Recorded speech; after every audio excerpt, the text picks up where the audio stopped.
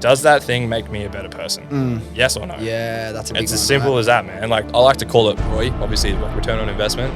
But like, you know, my good friend Roy, whenever I'm having a conversation in my own head or with someone, I bring in Roy. Only limits that exist in life are the limits we put on ourselves. 110%. The fact that I literally got to hang out with the third greatest test spinner the other day, if you were to tell me a year ago that, hey man, you're going to go just hang out with Nathan Lyon for the day and film him just doing whatever hell he does, I would have been like, nah, man, no way. I think the biggest regret I have is never taking like a gap year. Just having a year off after school to sort of just go try different shit would be like so beneficial, because 18 to then make such a massive like choice for your life is, I don't know, like all of these people at the top of their game literally take on anything they can do to make their game better. And that's why I love working with athletes, because they're all out there to do the exact same thing, and that's to be the best.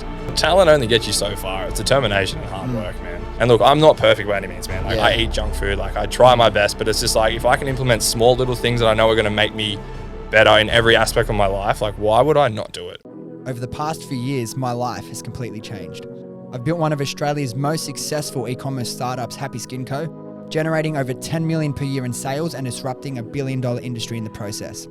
I've now turned my passion for growth and personal development to bring you these honest and eye-opening conversations. This isn't just a business podcast. This is about the person underneath. This is about the journey. This is what it's really like. I'll be interviewing guests from all walks of life, each with their own unique perspectives and experiences, from the hardest day of their life to the biggest accomplishments and everything in between. My name is Dylan Mullan, and this is Life, Money and Love. All right, Mitchell O'Connor, here we are. You know, the main reason I wanted to have you on, obviously we've had so many chats in our lives that are like a podcast, but there's one chat in particular why I wanted to have you on. I don't know if you remember it. Do you remember it was about probably 2 years ago after a net session we had one time after training, and we were standing at our cars for like an hour after, and we're talking about how far you'd already come, and then you were kind of at the start of everything you've been doing now and trying to think, oh, these are the things I want to do. You're kind of still figuring out, I'm not exactly sure how I'm going to achieve it, but this is my ideas. This is what I'm going to do. And that was kind of at the start of when you were like starting to think about putting out all this content, and you've been able to fucking change your life a lot in already like that last, 18 months, 2 years. So I think we thought back to that conversation and how much you've already been able to change your life. And I just thought, dude, that's so sick and like such a mad thing to be proud of. So yeah, congrats on the growth you've got in there, but thanks for coming on, man. Yeah, man. Thanks for that conversation all those years ago. Yeah. I do want to start this podcast out by saying that I am like no one special by any means, which is obviously a good thing, because like you don't need to be gifted to achieve things. You just need a little bit of determination and a fair bit of hard work. But yeah, man, appreciate being on this podcast with everyone else that you've had. So yeah, thanks. But that's why your episode is like why I wanted to chat to you. It's so relatable. So many people are stuck in a job or a career or an industry that they hate, and that was you. And then you were determined to change your life and do something you enjoy. Because let's go back. How long ago did you start being a Sparky? Oh man, oh god, it was a while. So I guess out of school, I went to university for like a year and a half. I was studying like physical education. Absolutely, I didn't hate it, but then I think the biggest regret I have is never taking like a gap year. Yeah, man, dude. I think if a lot of people, if they're younger, are listening to this, like just having a year off after school to sort of just go try different shit would be like so beneficial, because I think like 18 to then make such a massive like choice for your life is, I don't know, like it's, you're making it even really before then, because like you pick, 17, 16 when you pick your electives. You picked your electives and then like you feel like you wasted the last 2 years if you don't pick a uni degree or a path that were kind of related to what you did then anyway. Yeah, so I went to university, stuck it out for a year and a half, sort of figured out it wasn't really for me. At the time, I was working for my old man. He has a pretty successful electrical company here in Sydney. So I was just laboring for him, and then I wanted to change to like creative advertisement or like in that space. But obviously going from physical education to that, like there wasn't a chance. So I dropped out, and then my man's like, he's like, mate, if you're not studying, like you're going to get a trade and do all this stuff. So I was like, all right, man, sweet. No dramas then. I got looked after pretty nicely though. I sort of got like the golden handshake, I guess. Like I was a first year apprentice on like okay money and like a company car and stuff like that. But I still like had to absolutely work my ass off to get to where I was. And then, yeah, so did all that, did the 4 years. Is that how long an apprenticeship goes until you're fully registered? Yeah. 4 years. Fuck, I didn't know it was that long. Yeah, I think like it's meant to be 4 years, but if like you're lucky, you can get signed off like 3.5 years in or something like that. And then having obviously my dad be my boss, I got signed off pretty early. What was that like? Was it a good thing or a bad thing having your dad as a boss? Dude, this is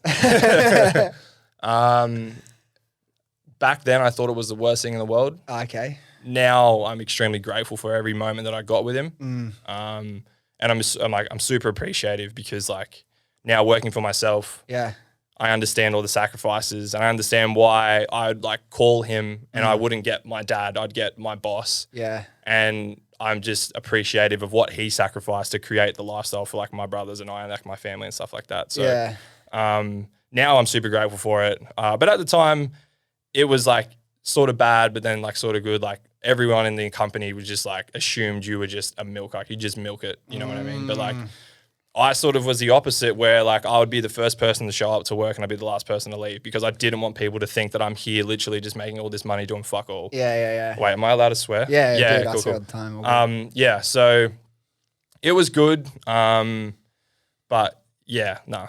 It was, I don't know. I do feel for people that do work with family because it can be very challenging. Yeah. Oh, dude, I've worked with family. I think it's the best thing ever. But like at times it's like, because I was the opposite. I had my younger brother working for me. And like there were times he would like say shit back to me or be a little bit of a smart ass to me or my older cousin who was our finance manager still is. And I'd be like, dude, if this was anyone else, you wouldn't fucking speak to your boss like that. You know what I mean? Yeah. But again, now that he doesn't work for me full time and I don't work with my cousin full time anymore, I'm so grateful for that extra time you get to spend with your family because like we're all so busy. You work 8, 10, 12 hours a day. You really only spend like such a small part once you're an adult of your life with your family. So to be able to get those extra hours and months and years together, I think was sick. Yeah. I was like, my dad's company is like fairly big, like 60 odd boys. So yeah, like even when I was working with him, very rarely was it like me and him actually on a job site together. Okay, yeah. So, but whenever those jobs did come around, it was a pretty cool time. Yeah. And I got to understand how my dad sort of works, and I sort of got his framework for how he's built his company, and like they're one of the leaders in like the railway for like electrical companies and stuff like that. And like sort of like my dad sort of established himself as the man that you go to when no one else has an answer for something. Like the really tough work. Yeah, exactly. So that sort of image of him and like that model, I've sort of been like, I want to be that, but in my own field. Which is why, what I'm trying to achieve. Like that level of expertise. Yeah. And now as well as being someone who runs your own businesses, to understand the pressure that business owners are in every day. It's something you can only relate to if you've gone out and done it. Anyone else, like until you've done it and you realize it's something that's always kind of on your mind. Like you can never fully switch off. There is no off switch, man. Yeah. Like even the people that have like got an off switch for it, it's like if you were to think of business, it's more like having like a dimmable light. Yeah. Because it's like you dim the light and it's never completely blacked out. Yeah. Like, and that's how I sort of appreciate it. Well, that's how I look at it now because if you actually do switch off, you're gonna lose. But when you are dimming the light, you're doing it consciously. Yeah. But even then, you're doing it as a choice, knowing that there are risks or consequences of doing that. You've just made the decision that fuck, I need it for my mental health to have like some amount of my weekends off where I try and not think about it. And then again, it was hard for me at the start to ever switch off. But then you start to realize, look, one little mistake, one little thing, the world isn't going to end tomorrow. But if I didn't be able to learn to switch that off to an extent, I'll just burn out too quickly. But yeah, man, it would have been very interesting. At what point did you think that? So 4 years working with your dad? Yeah. Oh, I would have been with him for 5 because I was like labouring a year while I was at uni. At what point did you know you wanted to get out? Pretty early on, if I'm going to be honest, man. Yeah, it was never like my decision, I guess. Like it was never like my number one choice. Like I actually want to do this. It was more like I got bit by the money bug. So like dropping out of uni, and then I started laboring full time for like a little bit, and like you get like, and especially because like my dad's company was in the railway, like. If you want to work 14 days straight and do 12-hour days, like you can. So like you could be making some like serious money. And at that age, you're making way more money than the rest of your mates most of the time. Oh, dude, like I was going on holidays, like I was doing all this stuff and I was just like, holy crap. And it was just like the ease of being able to like just go show up. Obviously the work wasn't exactly the greatest, but like I could just make bank. Like I wanted to buy this thing, I'd go buy it. And it was simple as that. But so like I'd always been into cameras. I remember getting like the GoPro Hero 2 whenever that came out. And I remember like capturing the dumbest shit. Yeah. Like I remember like being in high school, and I think I went and filmed like me and the boys play like aqua golf at Penrith or something. Yeah. And I turned it into this edit, like, film the golf ball, do this, all this shit. And then, obviously at that time, like YouTube was like blowing up massively, like creators like Casey Neistat and stuff like that. You were just like, holy crap, this dude literally is getting paid to show and document his life. Yeah. So my girlfriend saw that my obsession with cameras was like, pretty like. So that started high school. Well, cameras, definitely. Yeah, cool. And then, so fast forward to me being like 20, I guess. And so I would have been working. This would have been like my second year of my apprenticeship. My girlfriend, Steph, bought me my first DSLR camera. Yeah. And that sort of then transitioned into me taking photos for my dad's company. So like progress photos and stuff like that. And then I was just like really, really obsessed with like just taking photos of anything, videoing anything. And then, I knew pretty much from that point onwards that I'd like, this is what I wanted to do. I wanted to make money with this camera. And then the only thing that was stopping me from like just quitting my apprenticeship was like, I just wanted to be like, get my license and then be like, I've got this thing, I can fall back onto it when shit hits a fan. Because being a creator, it's a big risk, right? Well, yeah, man. Like it's all on you, right? Like there's as much as you can obviously have like lots of companies want to work with you and stuff like that. At the end of the day, the person who creates the income for you is yourself. You got to get up and go do it, right? Yeah.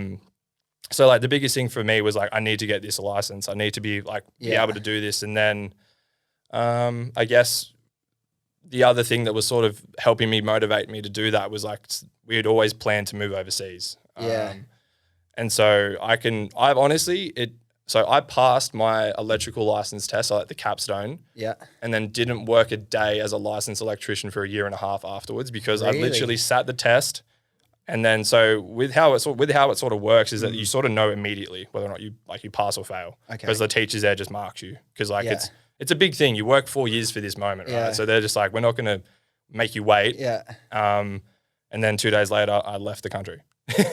Did you already have planned to go to Canada by then? Like Your dad knew you were like, bouncing. Yeah. So like that was always the plan. My two best mates had already moved over there, and then Steph and I moved over, and like that was then the next level for me in my creative journey because like I literally was in a place that I loved with just endless amounts of opportunity to create. All right, so talk to me about moving over to Canada. Did you you had your jobs lined up? Where did you first go? Was it Whistler or? Nah, so like it's a little ski town called Big White. Yeah. So you live on the mountain.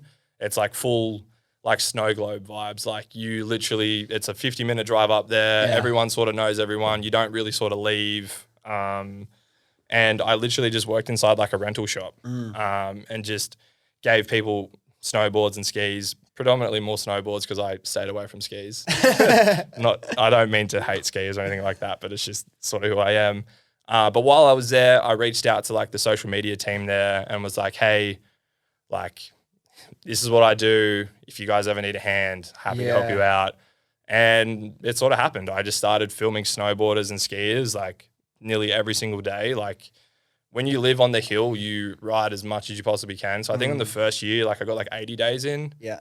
No, I would have got 70 days in the first year, 80 days the next year after. And every moment I got in my spare time to film someone do something epic, I did it. Yeah. And it was the best way for me to be where I am right now because like I'm 100% like self-taught. Like didn't obviously go to university for film, didn't go over like nothing. I literally just bought the cameras, which was another good reason, or which was a good thing about being a Sparky was because I was on stupid money. I could afford get this stuff. Like whatever. It was just like cool. Like if I want to go buy this $4,000 camera, all right, I'm going to work 2 weekends overtime and I'm literally just going to cash it straight in across to that. So you were and then especially because I started taking photos for my dad's company. Yeah.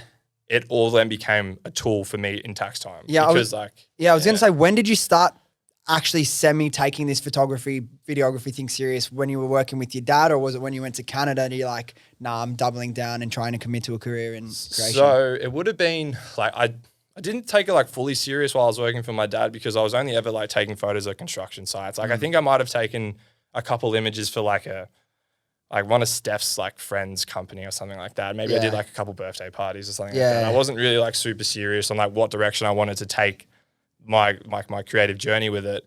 It wasn't until I moved to Canada where I was like, okay, no, this is where I want to go with it. Yeah. And yeah.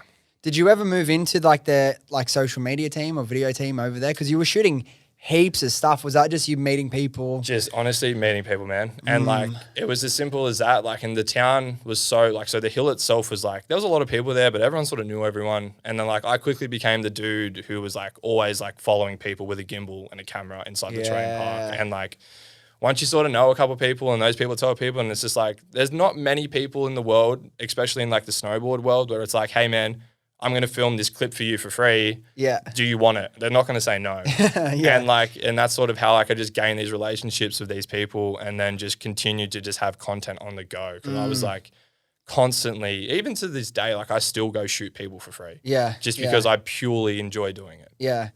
Why do you do that? Well, because it gives you an opportunity to learn and like grow, more importantly. Like for instance, there's like a soccer player that plays for the Matildas that I'm going to go work with next week. Yeah. And it's just like, I don't know you. So I'm not going to be like, hey, here's my rates. I'm going to offer my time to you for free to build a relationship and then see what that can give me. Like it is technically, I guess in my mind, it's like an investment of my time. Yeah. But I know that like my 4 hours of me giving my time to her with my equipment could potentially build a relationship with one of her sponsors down the track. Yeah. But also where you are now with everything that you're doing and obviously now getting paid a good amount of money to do this stuff, you never would have been in that position with this amount of skills and experience if you didn't put in all those hours of work for free, particularly being someone who like was self-taught completely, right? 100%, man. And even still to this day, I remember early on in the piece, people would be like, oh, did you study? And I was like, no, I just still don't believe that a degree is needed for creativity. No. Like, and at the end of the day, the way I sort of look at it is that like a camera is the same as a drill. Like the more time you spend using it, the better you're going to get with it. You know what I mean? So it's just all like YouTube videos and then you go test it, play around with it yourself. 100%, man. I would literally consume, obviously there's a bucket load of creators online. Yeah. But then like the most I learned was always out in the field. Yeah. Because like, that's where you come across more mistakes because it's like, why is this image so blown out? Oh, okay, I don't understand how ISO works. Okay, why is my image so dark? Oh, it's because my aperture is so high. And like, you're not going to learn that by just sitting there watching videos. You need to grab the camera by your hands and go, all right, I'm going to figure you out and do it out in the field. It's the best way to do it. Yeah. Yeah, that's wild. And at what point did you start like getting a bit of traction where you've been doing all this stuff for people for free? And then at what point was the first time that people were like, nah, Mitch, we want to come pay you, film this event or film this thing? When did that start to happen? Well, it would have been when I eventually moved back to Canada. So while I was over there, I ended up moving to Whistler towards the end of my visa over there. And I got a job as like a photographer for like a ziplining company over there. Pretty much, man, was like the best time of my life. I would hang out in the mountains on this tower, and then like groups of people would come in and they'd zip line, and I'd literally, have you seen that South Park episode? No. Anyway, oh God, there's an episode and pretty much there's someone who does what I was doing in the episode. But and I would just take photos of people ziplining. Yeah. Like I was in charge of like taking 10 frames of every single person. Yeah. And then you'd give the SD card to the guide and then they'd zip down and then you'd sell the photos. Wow. So I did that, and then I quickly got moved up to like supervisor of the photography team there. I guess just from like having experience like running my own jobs and stuff when I was an electrician, it sort of helped. And then it was just bliss, man. Like I said, man, like I'd spend like 10 to 12 hours on my own in the mountains, like bears there, like it's just crazy. And it was just amazing. And like that really gave me the confidence to be like, oh, okay, cool, I can do this in Canada. Like I'm 110% gonna be able to do this when I move back to Australia. And so when I came back to Australia, I obviously opened up my own, like I got like an ABN and stuff like that, and like really started to just hustle and grind and like just like message so many people about just doing it. And eventually I landed this job with it was like the indoor motocross dome at Eastern Creek. I sort of went on as their like, I guess, content team, social team, and did everything. And then that in itself, it didn't last very long. It was only there for like 3 months before the business obviously sort of had a bit of an issues with some other financial stuff. But it connected me with like so many good friends to this day. One thing about Canada, it wasn't just like the start of your like career in content creation. It was also like a time where you really started to like move a lot more forward in terms of your self-development or personal growth journey. Yeah, big time. And so obviously, like I've always been into, well, working in a job that you hate, you try to develop skills to make that job not as bad, right? Yeah. So like through my time as a Sparky, I remember listening to a Jocko Wilson, it might have been like a podcast or something, and he spoke about having a cold shower every morning because, and this was before Wim Hof had come out and spoken about why it's so good. Yeah. He was just doing it because he goes, if you do something you hate first thing in the morning, the rest of the day will be easy. Yeah. So like I started like implementing like cold showers, like would have been like 20 years old or something. And I've honestly to this day, I've only ever missed one day. No way. One day. Winter as well. Yeah. For In winter Canada as well, mate. Canada as well. I've only missed one day. Why'd you miss that day? I physically couldn't. I was staying at this person's house. They were doing bathroom renovations. So the bathroom I was meant to use was out, and then the only other bathroom was in their room, and I had to get up early and leave. And I wasn't going to be like, hey, I need to come in and use your bathroom so I can have a cold shower. But yeah, so I was always interested in like self-development and like things to just make you a better person every single day. Like, you know, we're so lucky to like exist. So like, why not try be the best version of yourself? And then so in that time in Whistler, like really got massively into like self-development. And like, I know, you know, of Dr. Joe Dispenza. Like I'd honestly kiss that guy if I saw him in real life, man, like straight out. He is hands down an absolute, just if you haven't heard of him, like I highly recommend looking into him. But yeah, so like meditation, gratitude, everything else, man. And yeah, so that was like really like snowballed from there, and like I meditate every day. Like I try everything to make myself better every day. So what were some of the biggest breakthroughs you had while you're over in Canada, like personally? Oh man. Just understanding that like, you know, like time is like so precious, and like if you're not actually waking up and like doing something that's going to like be positive to you, like why are you doing it? Like while I was in Canada, I also like did like I quit drinking because I was like alcohol's like sort of pointless. Like I still I drink now, but it's never to the extent that I used to when I was young.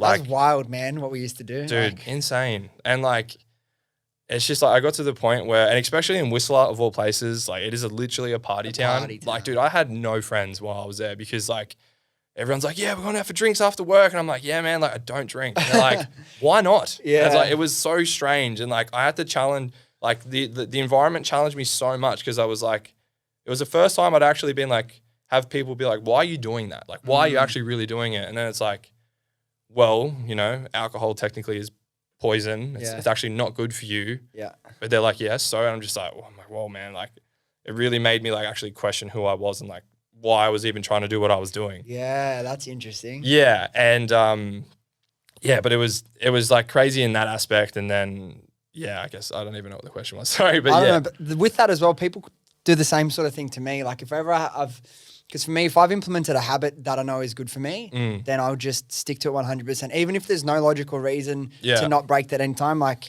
a couple things for me, like chlorophyll, I drink every day. Yeah. Everyone's like, why the fuck do you drink that? I'm like, because I know it's good for me. And did I explain it to me why? And I'm like, oh, I don't really care enough to tell you all the benefits. But they're like, oh, why do you do it? I'm just like, I know it's good for me. I decided to do it. So I do it. Like, why would I question something that's good for me? Same thing for me. Stopped eating meat like whatever, 3 years ago. And like, I don't care if you eat meat, like go on, eat meat.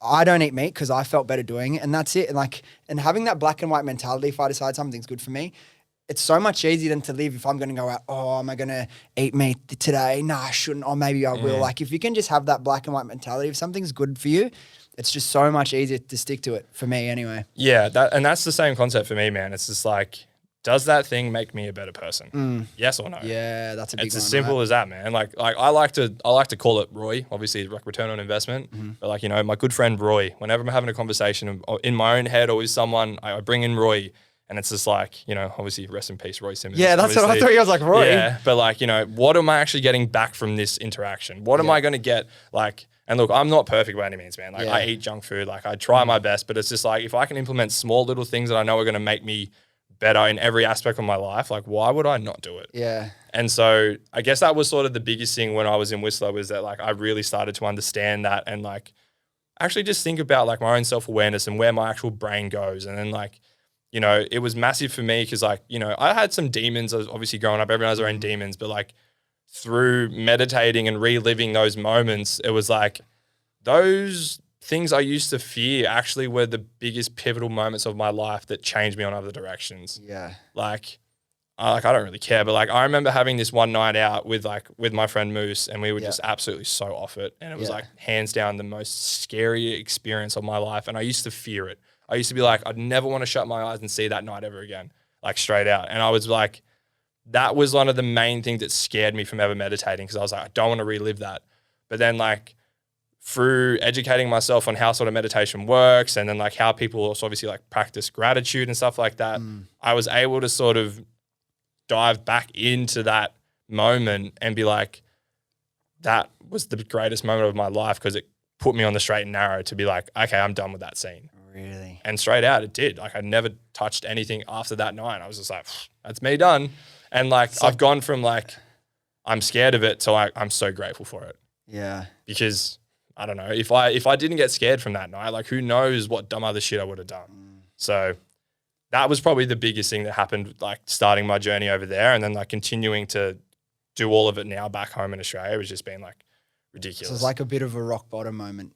I wouldn't say it was like rock bottom, but it was definitely like, hey, you're dancing with the devil and it can go one or two ways. And I was like, I'm done. Why do you think you avoided it for so long? Where was the fear in that? Oh, it just was like, because it was scary, man. Yeah. Like it was like proper, like just like, you know, it was the first time that my brain had been pushed to like a different place while like, you know, having a night out. And I was like, whoa, man, this is not fun, dude. Yeah. Yeah.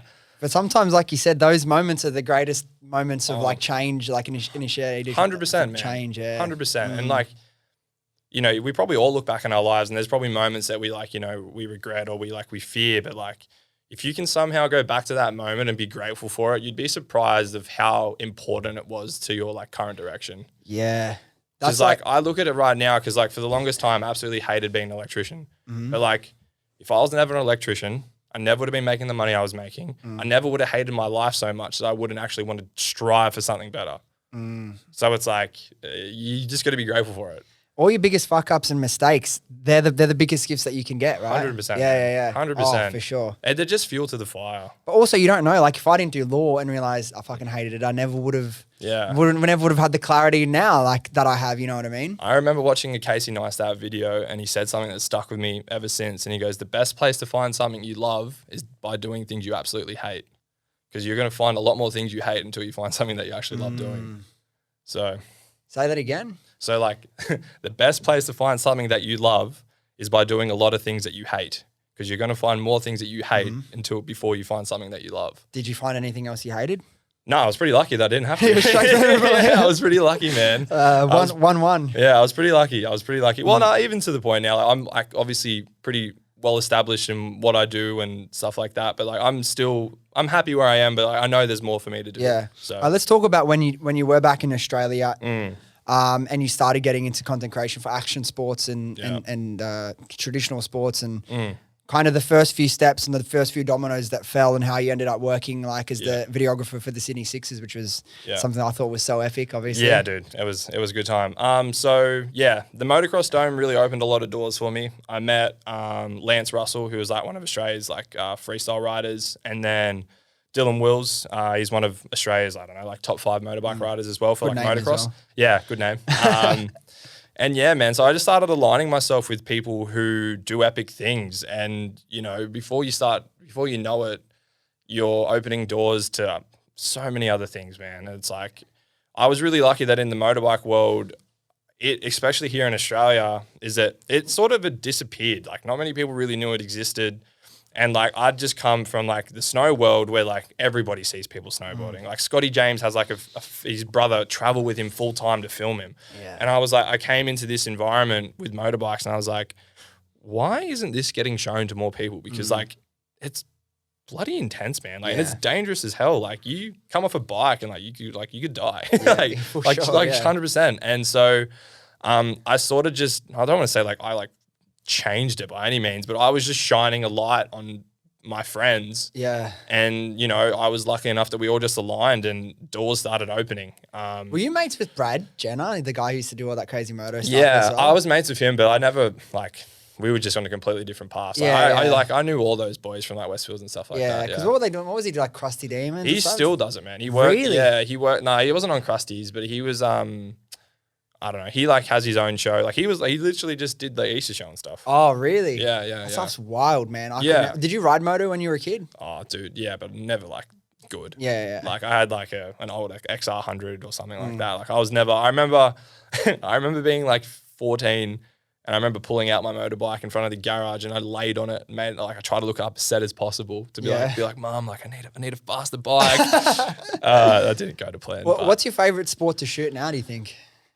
This is like, I thought you'd ask me this question and I don't really have an answer because I think that motocross is definitely a very difficult sport to film because of how fast it is. But then I can say the exact same thing about basketball.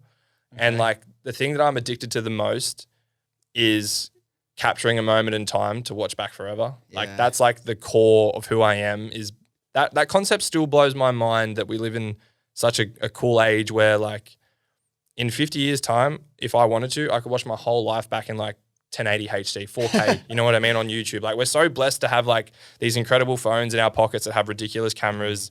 We're blessed to have these cameras that are filming us right now. To like literally capture our lives and yeah, man. Like, I think that at my core, that's why I love it. But I think basketball is the most challenging. Motocross is the most rewarding for me personally. Why is it the most rewarding? I don't know, because it's sort of like the sport that gave me like this this journey, right? It like really sort of opened everything up for me. Do you still do much of that now that you're doing all these other sports? Like, yeah, I literally fly up. Don't fly. I drive up to Maitland tomorrow to film. Also, I don't know. I'm doing photos for like Fox Racing and stuff like that. Yeah. See that thing you just said about your favorite thing is about being able to capture this moment in time. When did you first get the idea? When did you start doing those epic videos every time it's Steph's birthday? Because it's kind of connected to that, right? You're capturing all these beautiful Well, moments. like we were just sort of lucky that there was a period of our life where we would just spend as much time like traveling and just doing as much as we could, and I was just always capturing it. But like, I know that like concept started for me as a kid, and I don't know about you. I know you lived a lot with your grandparents and stuff, but like I remember when I'd go to my nan's house, I would spend hours just looking at photo books, man. Like, I don't know if you did the same thing, but like, dude, and it was the coolest thing to me. I was just like, this is so epic. Even more to the point now that I've actually like started shooting film, like properly shooting film and getting it developed and stuff like that. I've gone like reverse because it's like, because it's just, it's a different way to like sort of capture. But yeah, like that whole thing with Steph, it was just like, I don't know, like I just enjoy that concept of like, it was cool to the point where I was like, oh, okay, cool. I can actually capture your whole birthday year and then make a video to give to you at the end of it and be like, hey, here's what you did for the year of being 27. Yeah. Like, it's, do you know what was actually so upsetting?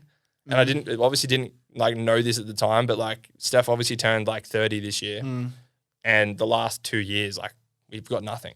Like I literally got nothing. I had nothing to be like, I was like, babe, I'm so sorry, but like we've literally done nothing because we couldn't do anything. Or like one trip to Parashar. Yeah, did one trip to Parashar and then obviously COVID happened. So it was like, it was really upsetting. But yeah. But man, that's so sick. My mum literally sent me a photo 2 days ago of, I think she said I'm about 8 and my granddad was holding me up and I'm like, fuck, like photos you've never seen before from like legit 20 years ago. They're priceless now. Like you wish there was more, you know? And that's the thing, man. Like a lot of people will probably judge someone who works in this field as like maybe having your camera out when you shouldn't. And like this whole concept of like live in the moment. I'm like, you know, you can live in the moment and still capture the moment, right? And like those people that, you know, question those people that are, you know, if you go to a festival, whatever it is, and they're filming the whole time, like you don't know that person's story. That could be their first festival. It could be their favorite artist and stuff like that. And it's just like, I don't know. I would much rather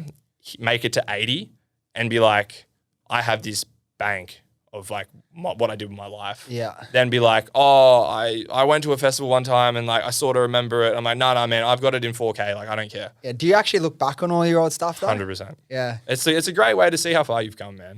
And especially in like the creative field, it's like, oh, here's what I used to think was cool, and then like here's what I'm doing now, and it's like polar, like so different. Looking back 5 years ago, Mitch, how is he different to the Mitch that sits here today? That's a deep question, man. Definitely my mindset is like 1,000 times different. I'm a massive believer in obviously manifesting, and me and you have had many conversations about this. I'm much more aware that whatever I desire, I have the ability to create. And then from like a creative standpoint is that like what I think is possible is not even close to what is actually possible for me to achieve. Yeah. Like the fact that I literally got to hang out with, you know, the third greatest test spinner the other day. Yeah. I like, if you were to tell me like a year ago that, hey man, you're going to go just hang out with Nathan Lyon for the day and film him just doing whatever hell he does. And like, I would have been like, nah, man, no way. But now that's literally what is happening to me. And it's like, well, if that's happening now, like I can't even imagine what's going to be happening in a year's time. The only limits that exist in life are the limits we put on ourselves. 110%, man.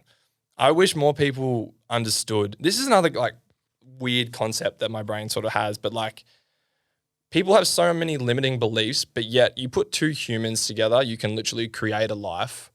The body technically heals itself, but you're telling me you can't do something. And like all the people that have achieved all the things that people dream to achieve, they're just people as well. There's nothing different. Yeah. There is nothing different except the mindset of every single one of those people. When did you start to realize, like first, when did you realize that? And then when did you really start believing that? So for the longest time, I always had heaps of deja vu. Okay. And I was like, this is weird. And like, I don't understand it. And then I started to realize that, hold on, no, this is just like a mental note saying like, oh, you've actually envisioned this and now it's happening. Because that's what I think deja vu is. And like, so I don't really have like a specific time that actually is like due to work. But the thing that sticks in my head the most, and I don't want this to be like a cricket podcast, but like our grand final, like 2 years ago. Yeah. I remember Chris coming up to us, one of the guys in the team, and he's like, oh, you nervous? And I said to him, not nervous at all. And he goes, well, why? And I'm like, because I had literally envisioned me playing that innings for like 5 months straight. Yeah. Every morning, every time I meditated. And it sounds so dumb, I guess, to some people to be like, why the hell is this dude literally meditating about playing a good cricket innings? Bro, I love sport, man. Yeah, you love sport. Like, fucking lean into what you love. Yeah, exactly, right? And at the time, it was something that I was like really enjoying because like it was like my first season back in so many years because I'd been away. And like I knew that day when I went and hit those runs and did what I did that I already knew that was going to happen. And that was like the first time that I was like, oh, holy crap. Like I'd actually seen this and then I went and did it. And it actually properly happened. So ever since then, I've literally just been like, whatever I see in my head will come to fruition. Even to the point of me then working in that environment with the Sydney Sixers, like I had seen it. I'd already seen it. Well, to that, like this just goes to show the power of like your thoughts and your mind. Like obviously that year I did really good batting the whole time. And you know what fucking threw me off in the grand final? Is because you know there was a certain batting order that I said if we start with that, I may as well open the batting. There's no fucking point. Yeah. And as soon as I knew we're doing this like weird random stuff. Yeah. And again, I was in there second over. I'm like, fuck. In my own head, I'm like, I shouldn't be batting yet. This is so stupid. Why did we do this? And because I'm thinking like that, that's why. Yeah. You know what I mean? Didn't have my best day. Yeah. But like obviously like manifesting, meditating, all that stuff is like ridiculously. And like the thing that changed me massively on it was obviously once again, Dr. Joe, because he like scientifically proven like how it sort of works. And like, the body realistically just follows whatever the mind tells it to do. So if you can envision a certain scenario or somewhere where you want to be and you can attach an emotion to it, the body just follows it because the body doesn't know any different. It's the mind that knows everything. So once that concept was put onto me and I was like, all right, cool. I'm going to wake up every day. I'm going to see something I want. I'm going to attach an emotion to it and I'm going to let it do its thing. I'm going to trust completely into the unknown, into this vision inside my head. And it's sort of working. It's so true, but it can go, if you're not careful, it can happen the other way.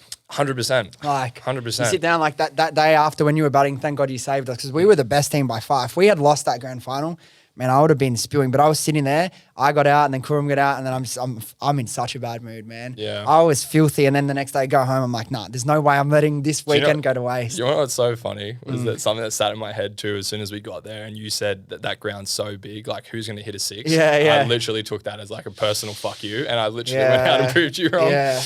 That was a fucking sick day, man, to win the grand final. I remember like I hardly bowled the whole year and then I'm like, I didn't bat enough in the grand final. I'm bowling. Yeah. I had to contribute, but I remember thinking we need like one more wicket. You know how we're like everyone like take turns off the field? I'm like, bro, put me back on the field.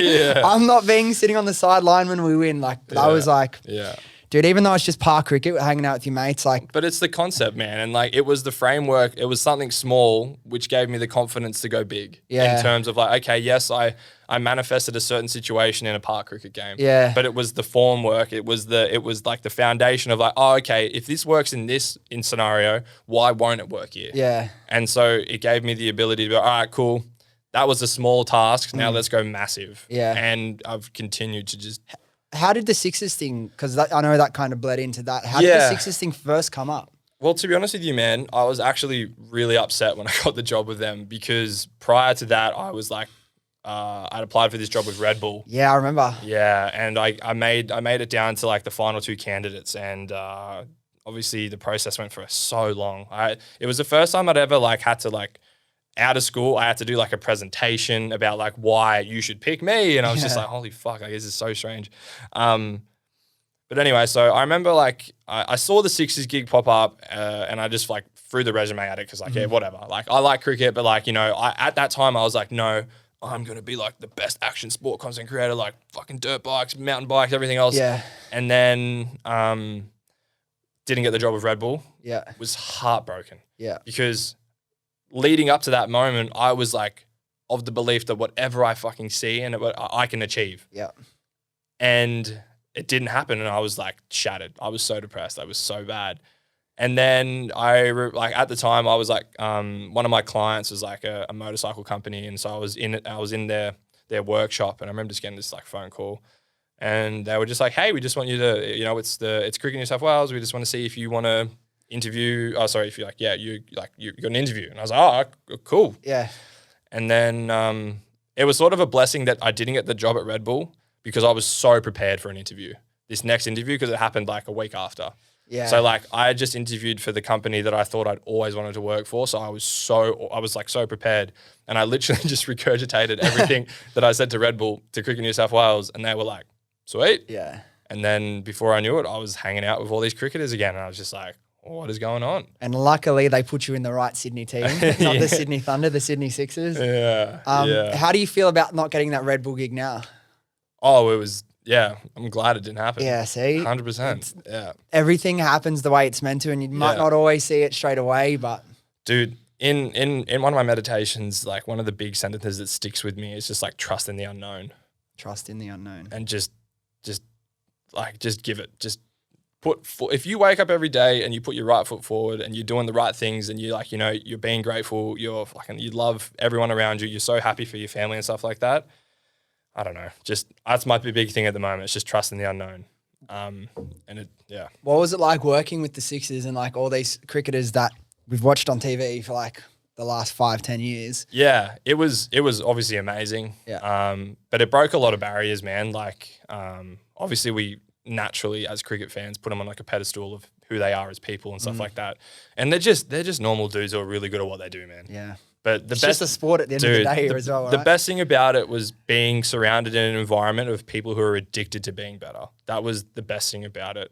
And it was the best thing for me as well because I had a chance every single day to go get better at my craft with these people who were trying to do the exact same thing. Yeah. And like I'd obviously, you know, Australian dream, grow up, be a cricketer. I know you would have had the same thing. And I was like, man, this is as close as I'm ever going to get. So I'm like, well, I'm now here as a videographer or a content creator, I guess. Like I need to make sure that I'm like on my game. And in that time, I just was just like anything that I can do to be better, I was like addicted to it. Did any of the players that, sorry to cut you off, did any of the players that were there stand out to going above and beyond even the other guys to get better and improve every day? 100%, yeah. Jordan Silk was definitely one of the ones that first stood out to me. Yeah. Like, if you're not a cricket fan, you're not gonna understand anything I'm about to say. But like, he is one of Australia's best fielders, who probably, unfortunately, well, he might make it into an Australian team. I don't know, but like, he is ridiculous at fielding, and it's because he will literally field for like 3 hours after every training session, and it's just like, there's a reason why you see him do these freakish things, because that's the norm for him. Yeah. But then all of them, man, like all of them do extras. Like they all just practice so hard on what they do, and it was just such a great environment to be in. And like I've sat behind Silk out a game when he was out in the boundary, and every ball, he's 50, 60, 70 meters from the batter. Every ball he's completely switched on. He has the same trigger. He's like so tuned in every time. Yeah. It's not just this, he's just naturally gifted. Sure, that might be part of it, but it's that meticulous work ethic, the attention to detail that is the difference. Like, you can't just be super talented and be guaranteed to be the best in the world. There's no chance. No, man. Talent only gets you so far. It's determination and hard work, man. Like, you even look at across any sport, like all of them, like Steph Curry, for example, right? He's not exactly the tallest guy. He's not exactly the biggest guy, but I can guarantee you he'd be the first person to enter the gym and the last person to leave the gym. And that's why he literally holds the 3-point record, because he literally works so hard at it. And it's all of them, man. Like, all of these people at the top of their game literally take on anything they can do to make their game better. Like, obviously, like Kobe used to be massive on visualization. He'd go mentally shoot like jump shots in his head before actually physically picking up the ball. And it's just like, that environment, dude, it is the most addicting thing. And that's why I love working with athletes, because they're all out there to do the exact same thing, and that's to be the best. And you and I both know that we're both extremely competitive. And it definitely helps. Yeah, oh, dude, maybe a little bit too competitive for the level we play. But I'm like, obviously I'm not going to play for Australia. No, this is but my chance to express my creativity and competitiveness through sport. And like, we go hard and like get good results because we take it so seriously. Like, but it transitions into everything that we do. Yeah. It's not just obviously on like a sport level. Like, you're obviously super competitive on a business level. Like, you want to create this massive thing. And it's the same thing for me. Like, and it can obviously be like a blessing and a curse, because, you know, you can also have that imposter syndrome that you never think you're good enough or everything else it is. And like, even when you achieve to the levels that you think that you wanted to be at, you're like, oh no, sorry, I still want more. But I still think it's a much more positive environment to be around in. How has self-belief, how much of a factor has self-belief played in kind of your like growth and your life changes? Massive, man. It's like massive, but like, it takes time. It's not something that you can like have in the beginning. Obviously, like when I started off in this journey, like I would wait on a client's feedback, because I was like, okay, you know more than I do. But now I'm at the point where it's like, okay, if I'm good enough for this person and they're stoked with it, I'm like, all right, sweet, that's good enough for me. Like, now I could, I don't know, maybe I couldn't go shoot like a Marvel movie, but I reckon I give it a red hot crack. Yeah. Yeah. So you said it took time. What was part of the process to build that? Just getting results, or? Yeah, results, courage, and then it's experience, man. Like, you need that constant work behind. You need to be able to go shoot something 600 times to be like, oh, okay, cool. I can literally do this with my eyes closed. Like, the first couple of times are always going to be scary, but then like once you have that sort of belief behind you, it's like all steam, all go ahead. What was it like when you were with the Sixers and then you just got pulled into the bubble? Obviously, not a lot of people have probably been in like a sport bubble. And up until that point, I was very much of the opinion that like, you know, these people on X amount of dollars, you should perform. It's as simple as that. But being trapped in a hotel is hands down one of the hardest things I've ever done. I've never been one to have like anxiety or anything like that. It was the first time ever in my whole entire life that I was like anxious to go outside, because like I didn't want to catch the Rona and then potentially give it to the team, which was like the most scary thought. Yeah.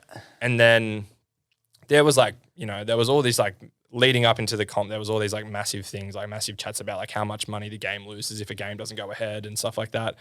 But yeah, living in like a bubble was tough, man. Like, we eventually got put into just small bubbles. So it was like I was with two other guys, and then we could only talk to ourselves outside of the hotel, and then we could only travel to the games of ourselves, and then we'd get to the game and we'd sort of just have to just be like spread apart and not really talk to anyone else. And It's wild. yeah, man, it was a tough month, man. Who were you with again, Flip and someone else? Yeah, I was with Philippi and Ben. Yeah, Ben Oh, Dorcius. Dorcius. Yeah. Nice. A good bubble, though. Yeah, it was good. They were really good, man. They were really accepting of me because, like, at the end of the day, like, I'm just a videographer. Like, they don't really have to give me any of their time. And Yeah, they did. yeah. And it was your first year with the team, like, as Yeah, well, right? yeah. So no, they were great, man. And do you have any pinch me moments from that experience? Yeah, like playing golf with Steve Smith was pretty cool. Playing, especially beating Steve Smith at golf, it was pretty cool. Oh, he'll be listening, so Yeah, he'll see maybe. this. Well, if I should give some context, I teamed up with Ben Dorcius, and like together we played Ambrose and we beat Steve and Philippi. But it was still cool to say that I've beaten an Australian Test captain at golf. I can't believe you've played golf with Steve Smith. He's got to be probably my favorite player of all time. Yeah, he's a cool dude, man. He was a really cool dude. His golf game definitely needs some work. Not as good as his cricketer? Nah, definitely not. But that's why he's a cricketer, not a golfer. But Yeah. Besides that, man, I think just getting to see like all of the cricket fields that Australia has to offer, like, and being like on the ground and stuff, like I've traveled to the MCG as a fan, but then to be like on the ground inside the MCG when there's a crowd and stuff like that, it was just such a cool moment. Like Adelaide Oval as well, like a beautiful place. The SCG changing rooms. That's Yeah, pretty cool, dude, right? that's actually really cool. I'm glad you like suggested that because there's some memories in there, man. And like to have the SCG changing rooms as like my office for like 3 months was just like nuts. Is there an energy when you walk into there? Big time. Yeah, dude, like that's the thing too, man. It's just like I've going back to like that team environment. It's just that like it's so addictive because they're just all just so driven. It's just like, yeah. And now since then you've been working with a couple of the boys you met there. Like how did that happen? And yeah, because you're now working with Nathan Lyon as like personal videographer, content creator with him. How did that happen from the Sixers gig? So actually, I guess to top off that, in like to mention the other thing that was a bit of a surreal moment with the Sixers was like the day that he came into camp, and we had like a meeting on the hotel up or like on the rooftop, and he came up to me and he goes, "Hey Mitch, how you going?" And I was like, "Holy shit!" Like the goat knows my name. Yeah. And then secondly, he then like complimented my work, and I was like, cool, mad. And but so in that time we sort of got chatting, and he had some ideas that he was trying to implement, moving forward. And yeah, we sort of just created a good friendship. And then now that, because he's going to be spending, so they're obviously in Sri Lanka at the moment, but when he comes back, there's going to be a lot of time for the Aussie boys, because obviously we go T20 World Cup, Big Bash, and then Australian Test Series. So he's going to have a lot of time at home. And so, he sort of just reached out. He knew that he wanted me to be the guy to help him out with his next sort of business journey. And yeah, just really grateful, man. He's just such an awesome dude. So obviously you've been able to do some really fucking sick things since, the last couple of years. Like, what are your goals from here? Now that you've got into this life and this world, where do you want to take it? Ideally, I'd like to take it like fully globally. Yeah. There's some things that I have put in place that I'm trying to make sure happen. And then, yeah, ideally I'd like to, just sort of be known as like, it sounds crazy to say, but like the world's best action sports content creator would be just ideal. To be known as like the dude who's like, if there's someone trying to do something epic, they're like, I want that guy to capture it. That's ideally where I want to finish it. Because you've had like really cool opportunities come up like just randomly from people seeing your content on like Instagram and TikTok. Yeah. Did you shoot like the Hungarian tennis team? Or? Yeah, man. I shot the Hungarian tennis team when they're out here for the Davis Cup. He just randomly messaged me on Instagram. He's like, "Hey, you free to shoot the tennis this weekend?" And I was like, "Yeah, man. Wow. I can shoot the tennis." Like, I've obviously worked with the Sydney Kings as well, which has been really cool. But yeah, man, it's just about, I don't know. Like, content is obviously king in these days, man. And like, I know a lot of people talk a lot of trash about TikTok and shit like that, but like, it is, if you honestly are wanting to change your life, that is a platform to do it on. Like, whatever niche, whatever you do, like the eyeballs and how the algorithm works to sort of push you across anything, it's just like, you're stupid not to be posting on it. What's the biggest thing, your biggest lesson you've learned from going hard on TikTok? Well, I haven't really seen like crazy success, but like I have grown larger on TikTok than I have on Instagram, and I've been on Instagram for many years and TikTok for like, I don't know, a couple months or whatever it is. But the biggest lesson is it's like, man, people just want to learn. And like, that's the biggest thing for it. I feel like Instagram now is like, you sort of feel obliged. You have to post on Instagram and it's like, oh, here's what I'm doing and stuff like that. Where like the community on there on TikTok is like, educate. It's like educate, entertain, and you just won't be judged or whatever it is, man. And like, I think from a creative standpoint, it's definitely something I'd like to venture down in the future is like teaching people how to do what I do, because like, in like the grand scheme of like photography, videography, like sport is something that's like sort of pushed to the side, for instance. Well, at least in my personal opinion, like if you look at any camera company, you look across any of their socials, you will very rarely find an image of someone doing something in the sport field. It's very much like portraits or landscapes. And like there's nothing wrong with that genre. But like for me personally, it just doesn't satisfy me. Yeah. Yeah. All right, we'll do one more question, then we'll wrap it up. Now, if you had to put money on who would be the leading run scorer for our team this year, who would you put it on? I heard someone's going for 3 years in a row. Me. We'll see about that, eh? Who can manifest harder, huh? Yeah. Oh, nah. For anyone who wants to check out you or your work, where's the best place? I know TikTok, Instagram, how do people find you? It's just all Renoco. So RONNOCO. Yep. Last name backwards. So. Renoco. And then what's about your Instagram? Is that Renoco? Yeah, still Renoco, yeah. There we go. Boom. Yeah. Mitch, thank you so much for coming in, and thank you for people before we got on air, Mitch giving us some camera tips and audio tips and setup tips. So I appreciate that as well. And hopefully the podcast levels up. Yeah, hopefully from here, there's only one way to go and it's up. So thanks, Mitch. Appreciate it, man. No, it was a pleasure. Cheers. All right, there we go. Thank you so much for listening. If you enjoyed this episode, could you please do me a quick favor and hit the follow or subscribe button? I honestly appreciate it more than you know. Thanks again, and I'll see you next time.